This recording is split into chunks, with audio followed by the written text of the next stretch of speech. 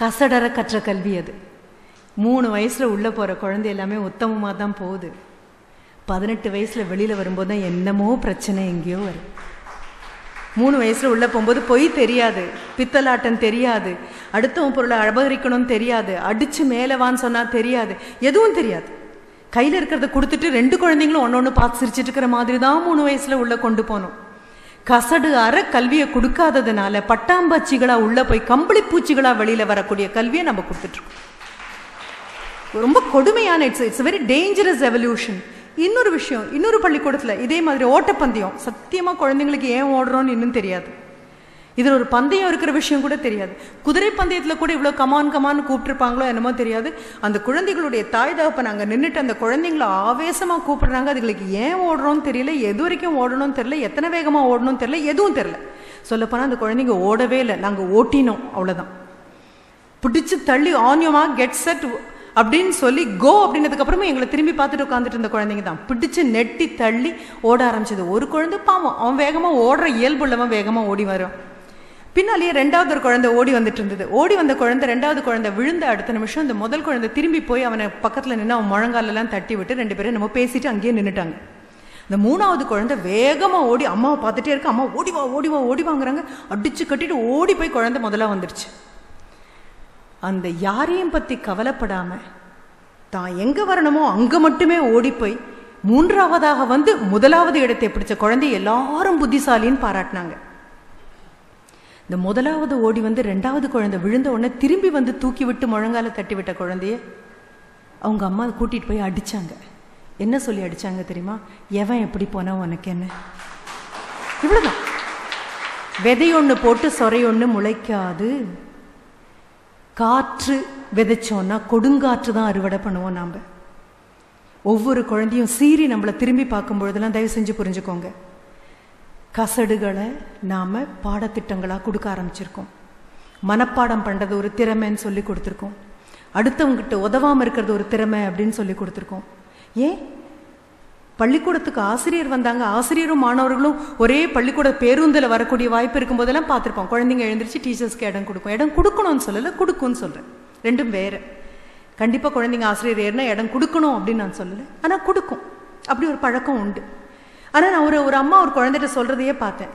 உங்க டீச்சர்ஸ் எல்லாம் ஓசியில வராங்க, ஒருத்தரும் காசு கொடுக்கல, நம்ம ஸ்கூல் பஸ்ஸுக்கு காசு கொடுத்து ஒன்று அனுப்புறேன், எந்த டீச்சராவது வந்தா ஜன்னல் வழியா வெளியில பார்த்துக்கோ. இல்லைம்மா, பிறந்து வரும்போது அதுக்கு இது எதுவுமே தெரியாது. விதைக்கிறோம். தோண்டி தோண்டி தோண்டி தோண்டி மனசுல இருக்கக்கூடிய அழுக்கையும் அகங்காரத்தையும் கேவலமான எண்ணங்களையும் குழந்தை மனசுல விதைச்சு வெறும் காடும் முள்ளும் மண்டி போற மாதிரி ஒன்ன விதைச்சு நீங்க கொம்பு சீவி விட்டு அது திரும்பி உங்ககிட்டயே கொம்பு எவ்வளவு கூர்மையா இருக்கா அப்படின்னு பதம் பார்க்கும் போது பரிதவிச்சு பிரயோஜனம். கேட்கும் போது எல்லாம் அழகா தான் இருக்கும். நான் என் ஸ்டூடெண்ட்ஸ் கிட்ட இதே தான் சொல்லுவேன். ஜேபி மேம் சொல்லும்போது எல்லாம் நல்லா தான் இருக்கும், ஆனால் நான் இறங்கி போகும்போது என்னை தாண்டி தடன்னு என்னமோ ஒன்று ஓடும். என்னன்னு பார்த்தா நான் சொன்ன வார்த்தைகளாக இருக்கும். மறக்காமல் நான் எடுத்து வச்சுக்குவேன், ஏன்னா எனக்கு ரொம்ப தேவைப்படுது. நம்ம நினைக்கிற அளவுக்கு குழந்தைங்க அவ்வளோ மோசம் இல்லை. நாம் அவங்கள பற்றி சொல்லி கிண்டல் பண்ணி சிரிக்கிறோம். ஆனால் மது ஒழிப்பு பற்றி மேடை தொடங்கும்பொழுது வந்து சொன்னது தான் நான் சொல்கிறேன். என்னுடைய மாணவர்களில் நிறைய பேருடைய பெற்றோர்கள் மதுவுக்கு அடிமையான பெற்றோர்கள் இருக்காங்க.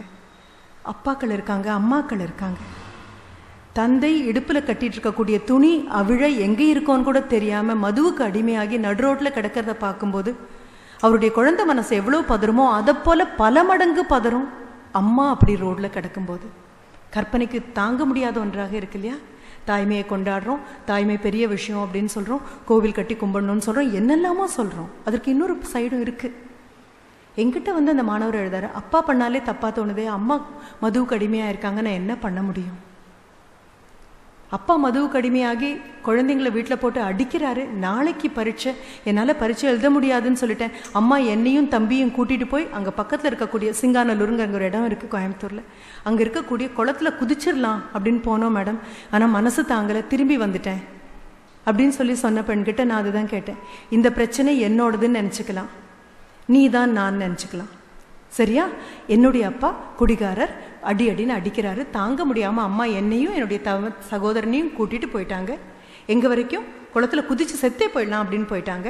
திரும்பி வந்துட்டேன் அப்படின்னு இப்போது ஆசிரியரான உங்ககிட்ட நான் சொல்கிறேன், எனக்கு என்னதாவது பதில் சொல்லு அப்படின்ன போது அந்த பொண்ணு பொறுமையாக சொன்னான், ஏன்னா கல்வியில் கசடு இல்லாத கல்வியும் ஒரு பக்கம் போயிட்டு தான் இருக்குது, மொத்தத்தையும் தப்புன்னு நகர்த்த முடியாது, நல்லது ஒரு பக்கம் போயிட்டுருக்கு. ரொம்ப அமைதியாக அந்த குழந்தை சொன்னான், 6வது செமஸ்டருக்கு வந்துட்டேன், இதா கேம்பஸ் இன்டர்வியூ வந்தாச்சு காலேஜில், 2 நாள் அவ்வளோதான், இந்த கடைசி செமஸ்டர் பரீட்சை எழுதுனா செலக்ட் ஆகி போயிடுவேன், போனதுக்கப்புறம் எப்படியும் மாதம் 20,000 ரூபாய் சம்பளம், தம்பியை படிக்க வைக்க போகிறேன், அம்மாவை நல்லா பார்த்துக்க போகிறேன், அப்புறம் இந்த குடிச்சிட்டு அடித்து அப்பாவை என்ன பண்ணலாம். எவ்வளோ அழகாக அந்த குழந்தை சொன்னா தெரியுமா, அப்பா எப்போவுமே குடிக்கிறவரெல்லாம் கிடையாது, இந்த அப்பா தோள் மேலே உட்காந்து நான் திருவிழா பார்க்க போயிருக்கேன், தனக்கு இல்லாத காசில் எனக்கு பாவாடை சட்டை வாங்கி கொடுத்த அப்பா தான், கண்ணே மணியேன்னு தூக்கி கொஞ்சின அப்பா தான், தூங்கிட்டு இருந்தா கூட எழுப்பி கொண்டு வந்த மிட்டாயை மறக்காமல் கொடுத்த அப்பா தான். ஏதோ வியாபாரத்தில் நொடிச்சு போச்சு, ஏதோ நஷ்டம் வந்துருச்சு, மனுஷனுக்கு என்ன பண்ணுறதுன்னு தெரியல, திரும்பினா ஆதரவு கொடுக்க ஆள் இல்லை, பைசா எங்கன்னு பொங்கி பொங்கி வரக்கூடிய அம்மா. நாங்கள்லாம் குழந்தைங்க பொறுப்பு தாங்க முடியாமல் இதெல்லாம் மறக்க முடியுமான்னு நினச்சி அந்த பெரிய ஒரு பலவீனத்தில் போய் அப்பா விழுந்துட்டாரு. நான் வேலைக்கு வந்த உடனே என்ன பண்ணணும் தெரியுமா, மறக்காமல் அப்பாவை டி அடிக்ஷன் சென்டரில் கொண்டு போய் விடணும். 1 மாதமோ 2 மாதமோ மீண்டும் அப்பாவை மீட்டெடுக்கணும், அப்பாவா மீட்டெடுக்கணுமே தவிர குடிகாரனா வெறுக்கக்கூடாது. இது அத்தனையும் நான் சொல்லலை, என்னுடைய அந்த ஸ்டூடெண்ட் சொன்னான். சொல்லி முடிச்சதுக்கப்புறம் நான் சொன்னேன், சரி அப்போ கிளம்பு. மேம் நீங்கள் ஒன்றுமே சொல்லலையே. நான் ஒன்றும் சொல்ல வேண்டாமே, நீ தான் எல்லாம் சொல்லிட்டியே, என்ன பண்ண போகிறேன் நீயே சொல்லியாச்சு இல்லையா. அப்போ என்ன பண்ணுறோம், டிஸ்கவர் பண்ணுறதுன்னு சொல்கிறோம். கசடு நம்மளை மூடி மறைச்சிருக்கு, உள்ளுக்குள்ளே நல்ல குணங்கள் நிறைய இருக்குது, இயல்பிலேயே ரொம்ப நல்லவர்கள் தான் நம்ம, இயல்பிலேயே சாந்தமானவர்கள் தான் நம்ம, இயல்பிலேயே அடக்கமானவர்கள் தான் நம்ம, இயல்பிலேயே யாரையும் அடித்து ஒடுக்கி எல்லாத்தையும் பொருளை அபகரிச்சுட்டு போகணும்னு நினைக்கிற ஆட்கள் இல்லை, இயல்பிலேயே நிற்கக்கூடிய மரங்கள் போல மிகவும் மன உறுதி வாழ்ந்தவங்க தான் நம்ம. இயல்பிலேயே வேருக்கு தண்ணீர் ஊற்றுறதுக்கு வராங்களோ இல்லை கோடாலியால் வெட்ட வராங்களாங்கிற வித்தியாசம் இல்லாமல், வேருக்கு நீர் ஊற்றினாலும் சரி இல்லை நெருப்பு கொட்டினாலும் சரி, விறகா வெட்டி எரிக்கிறதானாலும் சரி, மரமாக இருக்கிற வரைக்கும் நிழலும் கனியும் கொடுக்கறது ஒன்று தான் என் கடமைன்னு புரிந்து கொள்கிற அளவுக்கு, எதிரியை கூட எதிரியா பார்க்காத அளவு பக்குவத்தோடு பிறந்தவங்க தான் நாம். ஆனால் பாதைன்னு ஒன்று இருந்தால் தடம்புரல்னு ஒன்று இருக்கத்தானே இருக்கும். இந்த பாதையிலிருந்து தடம்புரண்ட போகாமல் இருக்கத்தான் கல்வி. இந்த கல்வியை வீட்டில் தொடங்கிக்கோங்கன்னு சொல்கிறேன். எத்தனை தாக்குதல் வெளியிலேருந்து வந்தாலும் வீட்டில் தொடங்கிக்கோங்க. நம்ம எல்லாம் தப்பாக நினைக்கிறோம், நம்ம சொல்கிற எதையுமே நம்ம குழந்தைங்க கேட்கறது கிடையாது, எதிர்த்து வாயாடுது அப்படின்னு சொல்லி. எப்படி சொல்கிறோம் அப்படிங்கிறது ரொம்ப முக்கியமானது. நம்ம முகத்தில் கடுமையும் வாயில் வன்முறையும் வச்சுக்கிட்டு நம்ம ஒவ்வொரு வார்த்தையை அமிலமாக அள்ளி கொட்டும்போது அந்த குழந்தைங்களுக்கு போக்கிடம் இல்லை. செல்ஃபோன் பற்றி சொன்னோம், யோசிச்சு பாருங்கள். 6வது விரலாக ஒரு மொபைல் ஃபோன் மாறிடுச்சு, எல்லார் கையிலையும் ஒரு செல்ஃபோன், எல்லார் காதலையும் ஒரு செல்ஃபோன். அது எப்படி அப்படி ஒரு இடத்த, என்னுடைய அம்மாவுடைய இடத்த, அப்பாவுடைய இடத்த, அண்ணனுடைய இடத்த, தங்கையுடைய இடத்த, ஆசிரியரோட இடத்த ஒரு ஒன்றும் இல்லாத ஒரு ஜடப்பொருள் வந்து ஆக்கிரமிக்கும் அப்படின்னா கொஞ்சம் அடிமுதல் தேடி பாருங்க. அந்த குழந்தை நம்மளை பார்த்து திரும்பின போது நம்ம திரும்பலை, அந்த குழந்தை கையை நீட்டின போது நம்ம அதுக்கு கிடைக்கல, அந்த குழந்தை குறைகளை சொல்கிறதுக்காக பக்கத்தில் வந்து சாஞ்சு போச்சு, எப்போ பாரு மேலே சாஞ்சிட்டு நகர் அப்படின்னு சொன்னோம். அந்த குழந்தை அப்பா அப்படின்னா என்ன படிக்கிற நேரத்தில் என்ன போய் படி அப்படின்னு சொன்னோம். அதனுடைய மனசை புரிஞ்சுக்கல, அதனுடைய கவலையை புரிஞ்சுக்கல, அதனுடைய கண்ணீரை நம்ம பார்க்கல. நடுராத்திரியில் திரும்பி படிக்கும்போது 12ஆம் கிளாஸ் மாணவனா ஒரே ஒரு தடவை யோசிச்சு பாருங்க, ஆண்டவன் மறுபடியும் திரும்பி போய் ஒரு 12th ஸ்டாண்டர்ட் பண்ணுன்னு அந்த விளையாட்டுக்கு வரல, நான் ஓடி போயிடுவேன். Do you know how difficult it is to be a 14-year-old or a 15-year-old or a 16-year-old or a 17-year-old? யோசிச்சு பாருங்க. டிசம்பர் தடுமாறி போகிறதுக்காகவும் உருப்படாமல் போகிறதுக்கான எல்லா வழிகளையும் ஊரில் உட்காந்து பண்ணினவங்க நாம். 18 வயசு பையன் கேவலமான பாடல்களை எழுதலை, 15 வயசு குழந்தை அநாகரிகமான நாடனம் ஆடலை, 15 வயசு குழந்தை மிக கேவலமான திரைப்படம் எதுவுமே எடுக்கலை. அது எல்லாமே உட்காந்து ஒழுங்காக தான் இருக்குது. 40 தாண்டி 30 தாண்டின நாம் மட்டும்தான் இது எல்லாமே பண்ணிட்டு இருக்கோம். கசடுகளை மட்டும் வாங்கிட்டு போன நாம் மட்டும்தான் பண்ணிட்டு இருக்கோம். இன்றைக்கு வரும்பொழுது கூட நான் ஒரு பேச்சில் சொல்லிட்டு தான் வந்தேன். பக்கத்தில் இருக்கக்கூடிய ஒரு கடையில் ஷாம்பு பாக்கெட் தொங்க விட்ட மாதிரி ஒரு 5-6 வருஷத்துக்கு முன்னால் அந்த பான் பராக் தொங்க விட்டுருந்தது. அந்த கடைக்காரர்கிட்ட நான் கேட்டேன், உங்கள் பையன் போடுவானா அப்படின்னு. அவர் சொன்னா, உதச்சிருவேன், தொட்டானா கொன்றுவேன். அப்போ என் பையன் போடக்கூடாது, ஊரார் குழந்தையெல்லாம் போடலாம் இல்லையா? இப்படித்தானே கால் மாற்றி வைக்கிறோம். என் குழந்தைக்கு எதோ ஒவ்வாதோ அது யாருக்கும் ஒவ்வாதுன்னு ஒரு நாளும் நினைக்கல நான். ஒரு சிகரெட் விற்கக்கூடிய கடைக்காரருக்கு குற்றபோதம் இல்லை, என் பையன் குடிக்காமல் இருந்தால் போதும். மதுக்கடை வச்சிருக்கிறவருக்கு அந்த குற்றபோதம் இல்லை, என் பையன் தொடாமல் இருந்தால் போதும். கேவலமான பாட்டு எழுதுகிற நபருக்கு நல்லாவே தெரியும், என் பொண்ணு ஏசி காரில் போயிட்டு வருவா, பின்னால் எவனும் இந்த பாட்டை பாட மாட்டான் அப்படின்னு தெரியும். ஆக சமுதாயமே பொறுப்புணர்வு இல்லாமல் இருக்கும், ஒரே ஒரு கையகலம் உள்ள ஆட்கள் மட்டும் எல்லா பொறுப்பையும் எடுத்து பண்ணணும் அப்படின்னு சொன்னால் கசடு மேலோங்கி மேலோங்கி போக போக கல்வியை மட்டும் கொடுக்குறோன்னா இது காணல் நீர் மாதிரி ஆயிடும். திரும்பி இந்த பிரச்சனைக்கே வரலாம்.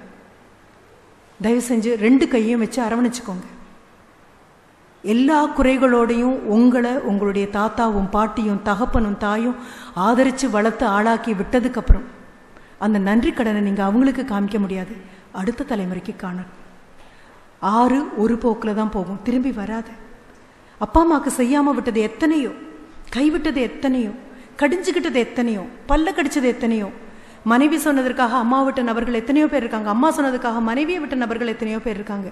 வாழ்க்கைங்கிற மிகப்பெரிய போராட்டத்தில் எப்படியோ சமாளித்து மேலே வர முயற்சி பண்ணுறோம். அடிப்படையில் எல்லாரும் நல்லவங்க தான்.